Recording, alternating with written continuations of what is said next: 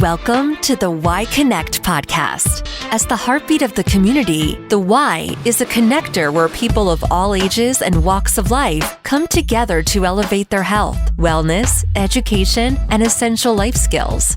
Hear the stories of impact and join the authentic conversations where together we'll discover the journeys and pathways people take to connect through the Y.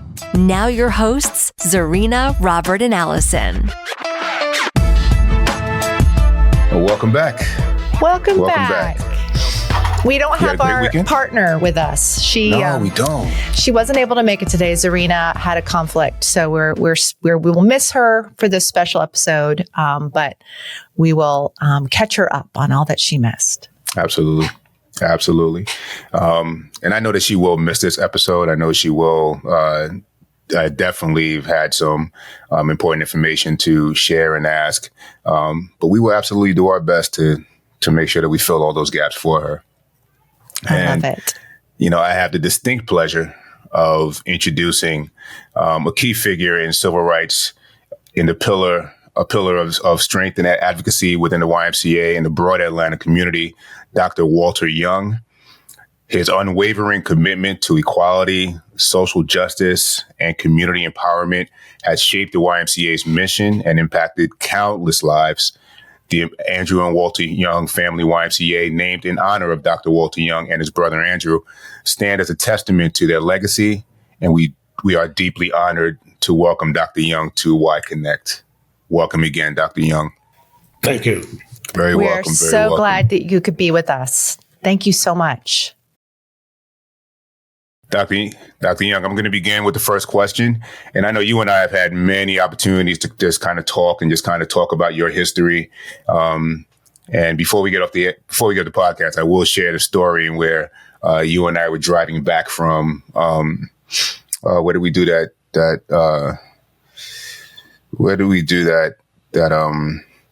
community service project? But you were just telling me the history of Camelton Road from I-285 all the way to the Y. And he was just telling me of businesses of prominent figures in the community. And this is well before I came to Atlanta. So he's a historian. He's truly a historian. But Dr. Young, again, throughout our conversation, we'll be touching on a variety of our incredible accomplishments.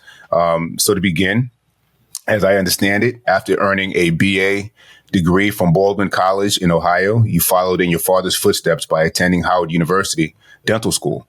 Tell us about the experience and why you took a similar path as your father. Well, let me go back a little further. It'll take me back to Louisiana when my father first began inspiring me at the YMCA on Dryde Street. So it goes back into the 1930s. I was 5 years old, and I joined the Y in a group of young people we were so small, we called ourselves the Y Midgets. And there were about 25 or 30 young men. And that was the first group in the Y. And of all of these young people like myself, fortunately, they all grew up to be successful in life. And I'm not in touch with them right now because, well, I'll be 90 years old in August, and I don't think many of us are not around. But the few of us that are around had a wonderful experience at the YMCA on Dryde Street. And the interesting thing about the Dryde Street YMCA was in the worst section of New Orleans. Dryde, Rampart, and Jackson came together. And on that corner, you had a pool hall on one corner, a liquor store on another corner, a liquor store on the third corner, and a gas station where they were selling drugs on the fourth corner.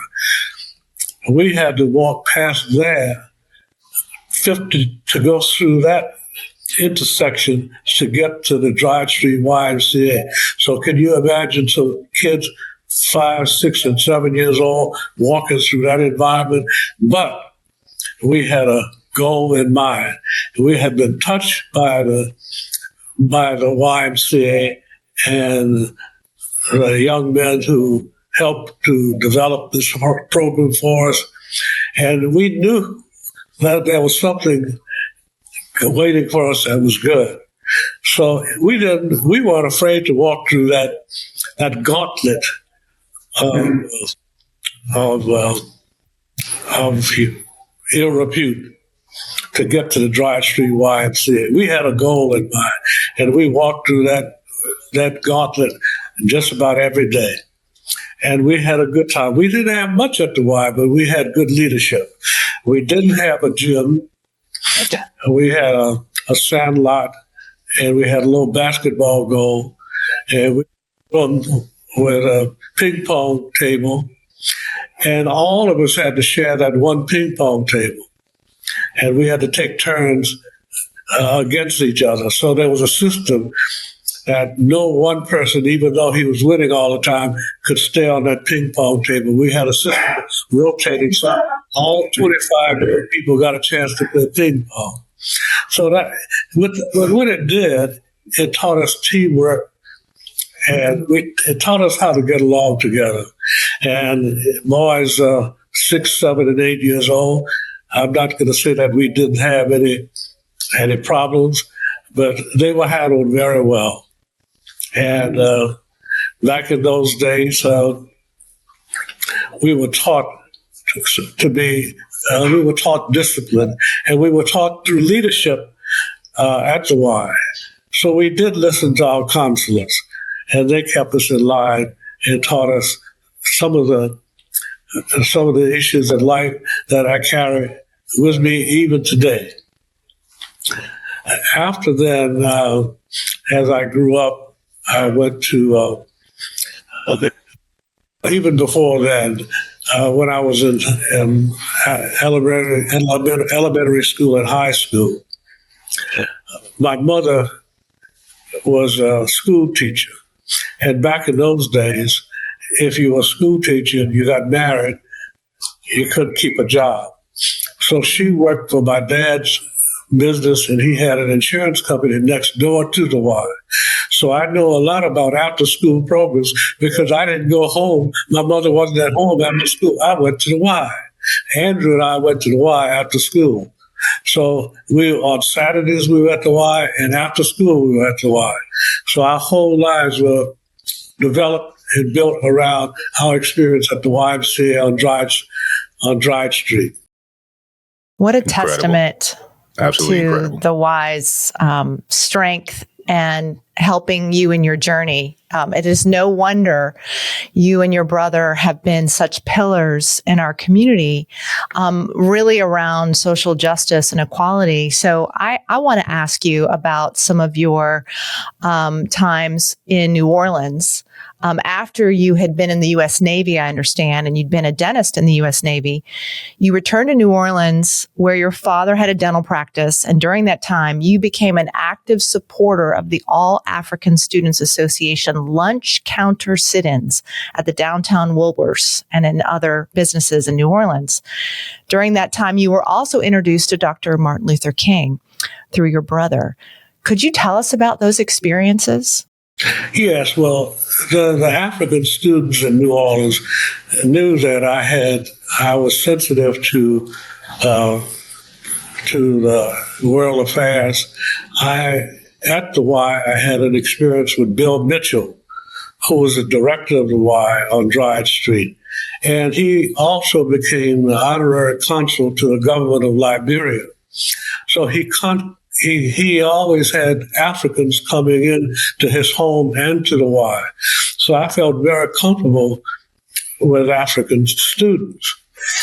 So quite naturally, they felt comfortable with me. So when the Civil Rights Movement began in New Orleans, that must have been in 1963, I think it was, 62 or 63, the African students wanted to get involved with the Civil Rights Movement. So they came to me and asked me what I saw to be, could I assist them in establishing an organization to participate in the sit-ins on Canal Street. So we called ourselves the All African Students Union. And I still remember there was a young man who was the president of that organization. His name was Joseph Okeke.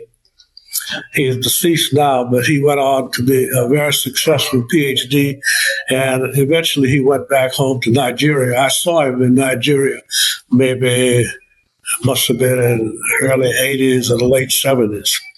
But he's deceased now. But he was the president of our organization.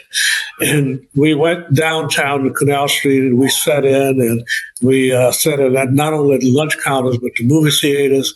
And we integrated some of the churches. One of the churches we integrated was the St. Louis Cathedral, which still stands in New Orleans. And I sort of integrated that personally myself.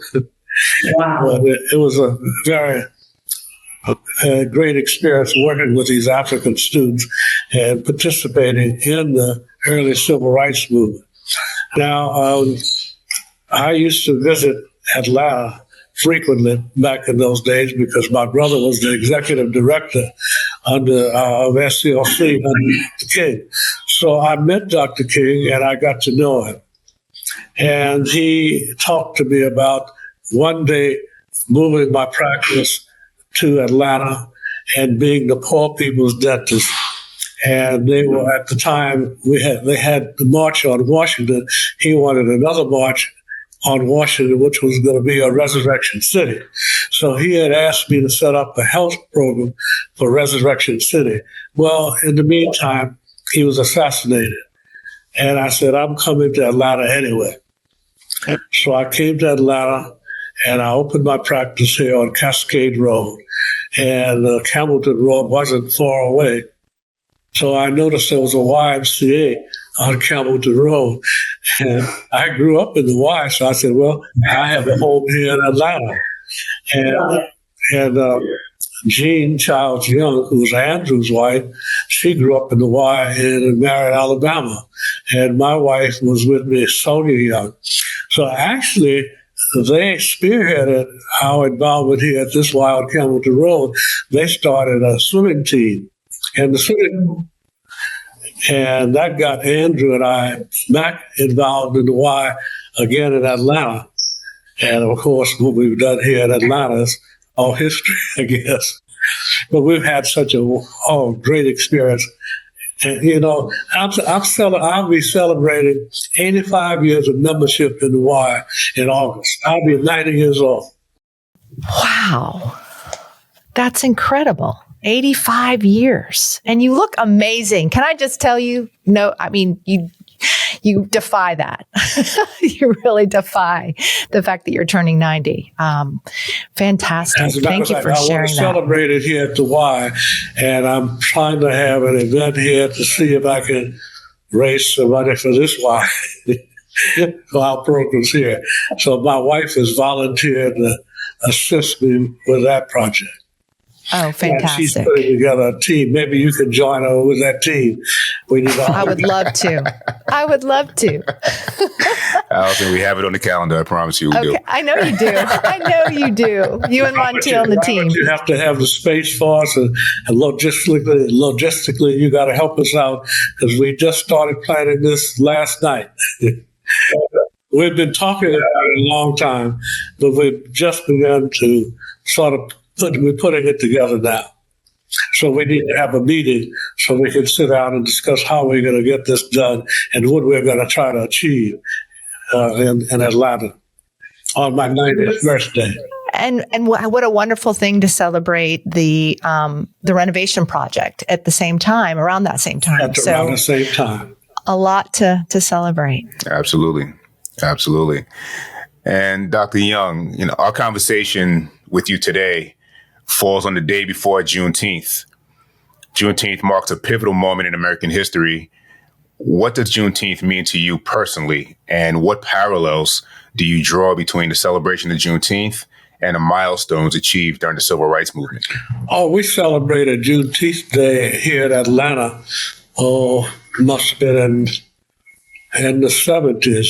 Andrew was running for Congress, and we got the vote out, and I had a Juneteenth party at my home I have about 2 acres of land, a swimming pool, and a tennis court.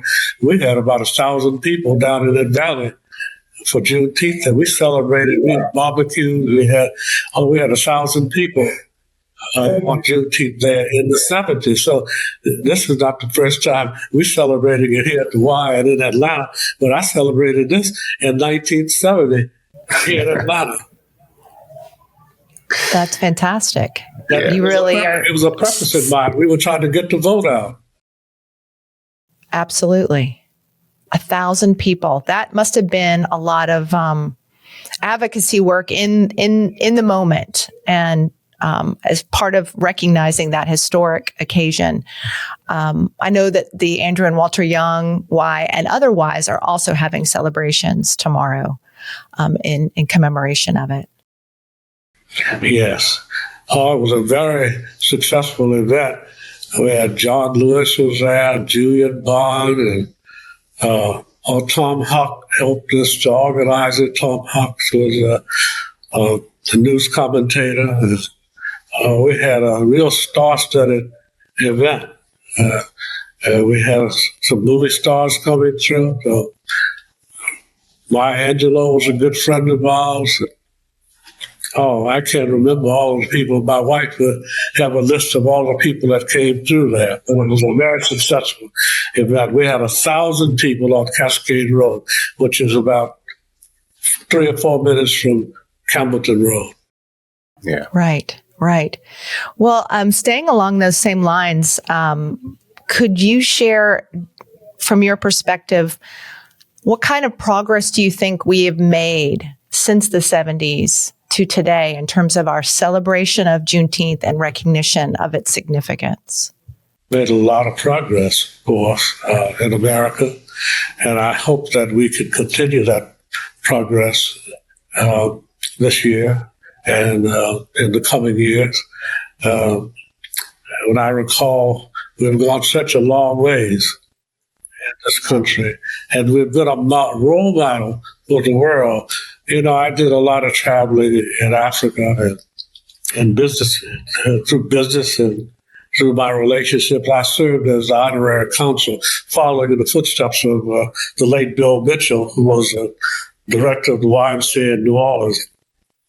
I was appointed honorary consul general for Liberia back in the early 80s. I served in that capacity for 25 years. So I'm so impressed with that. And I really want to have some personal conversations with you, if I could, around Africa. I just got back myself, traveling on behalf of our U.S. coalition of Ys that work in partnership with the YMCA of South Africa. Would really, really appreciate your insight and share our experiences together. Yes, I'll be glad to. It was fantastic. I had a very good experience serving as honorary consul. As a matter of fact, I've had my experience with Africa goes back into the days when I was at the Y in New Orleans at the Drive Street YMCA with Bill Mitchell. And when I started practicing in New Orleans, I also had a mobile dental operation that was funded through the Louisiana Educational Association during the war on poverty. I had a mobile dental clinic, and we went around to rural communities in Louisiana treating children.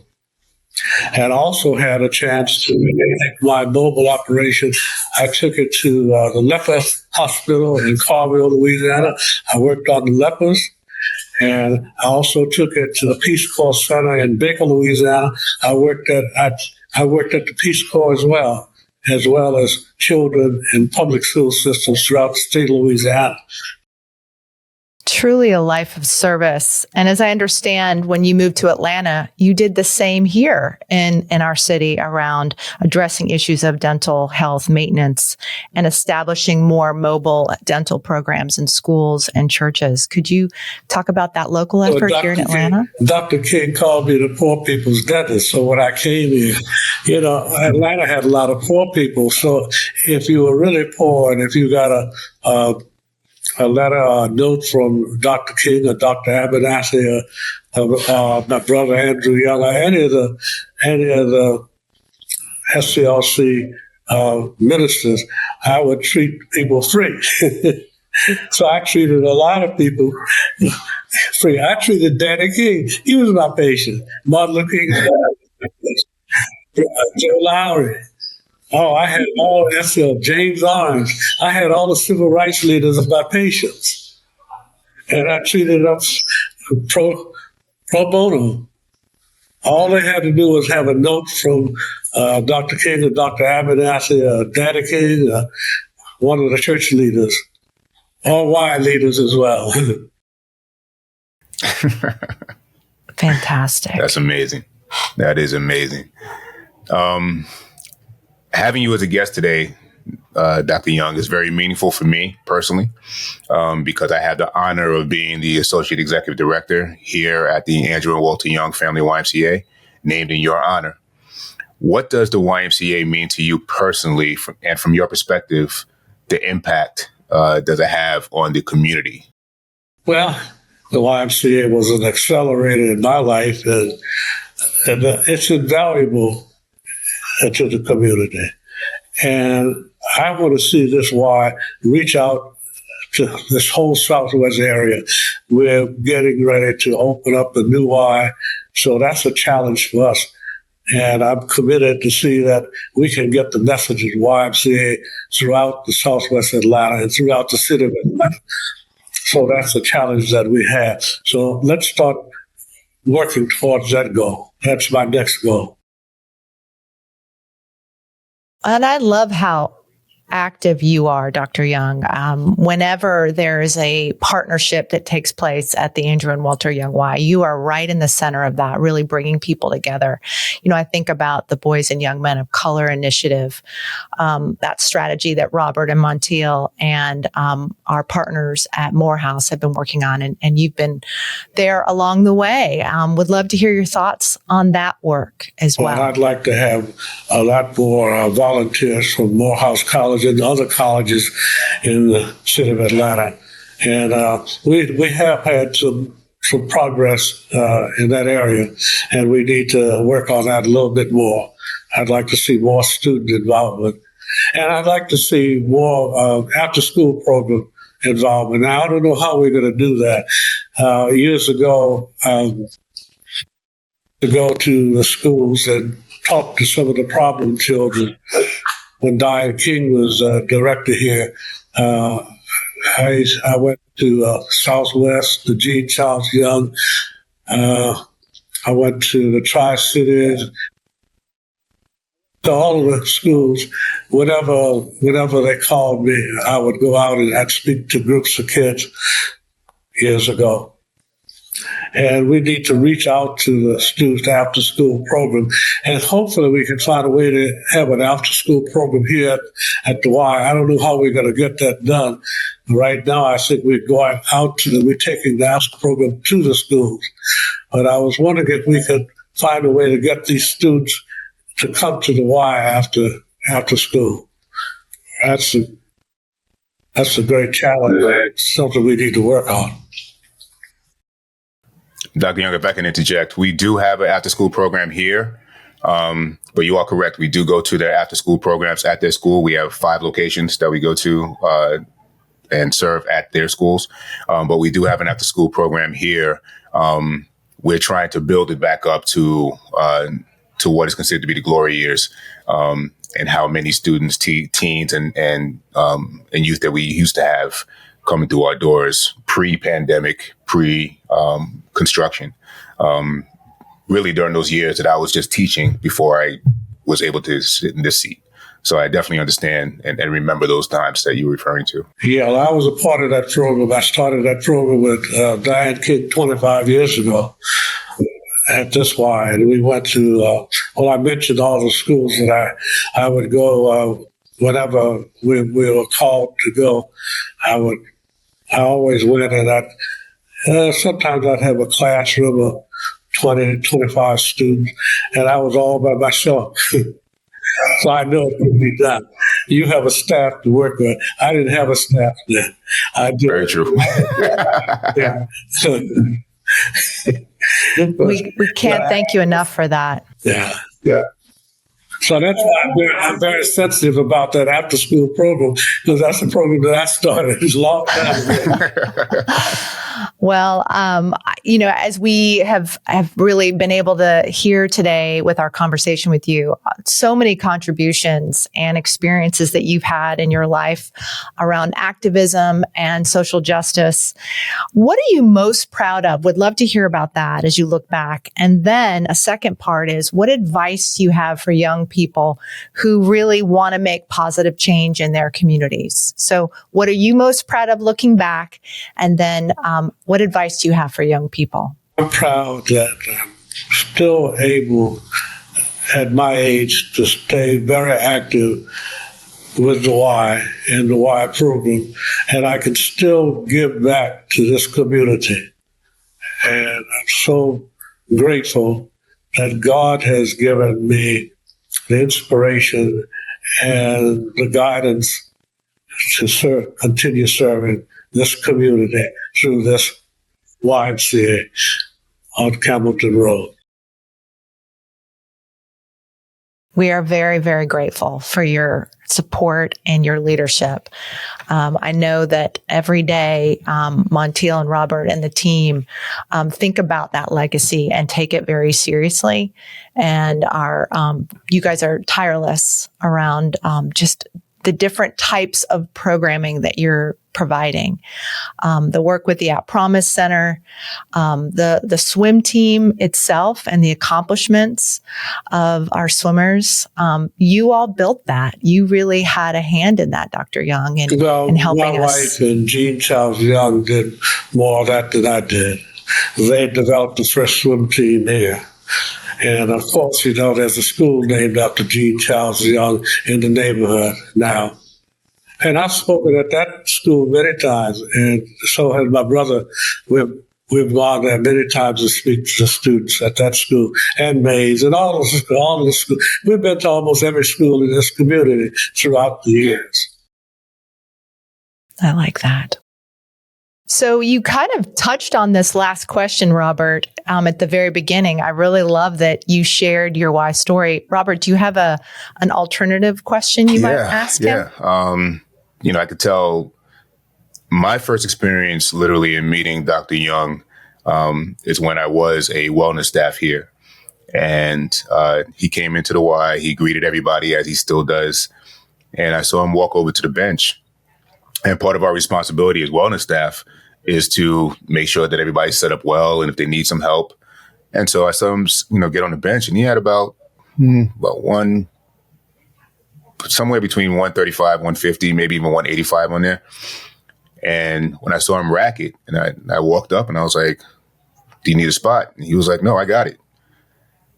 And he laid down on the bench and he pressed out a good 5-6 reps. He put it back, he racked it back up.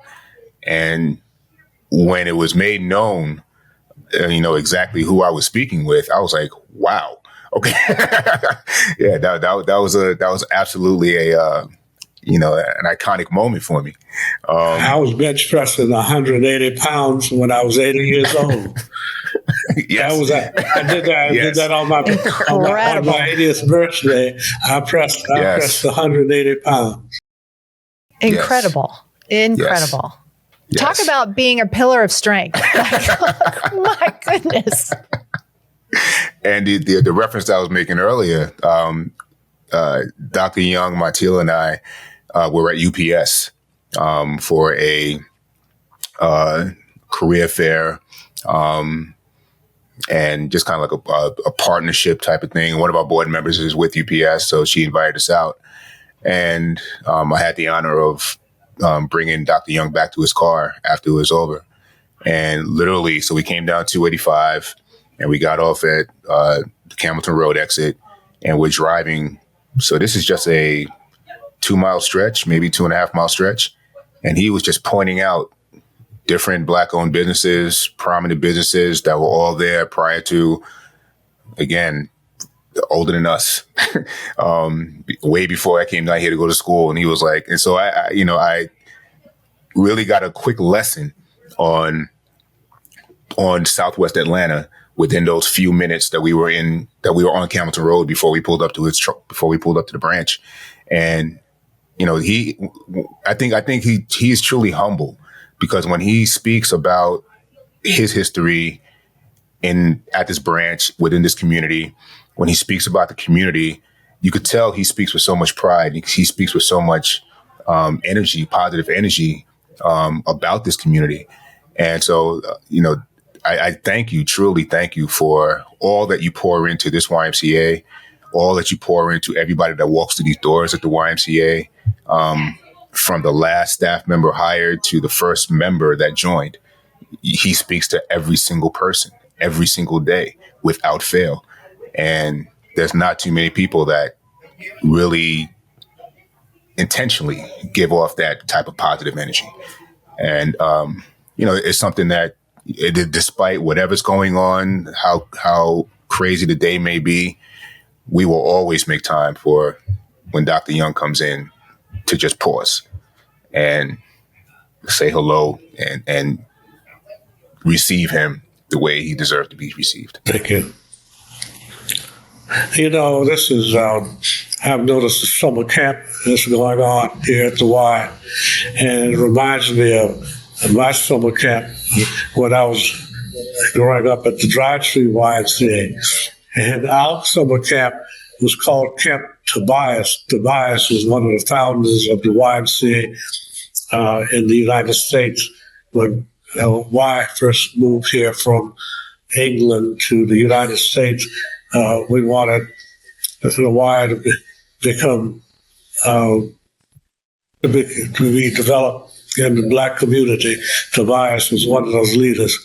So we had our summer camp was in Waveland, Mississippi, at a campgrounds, and our summer camp was in cabins, real cabins, with no electricity, no air conditioning, and in the woods.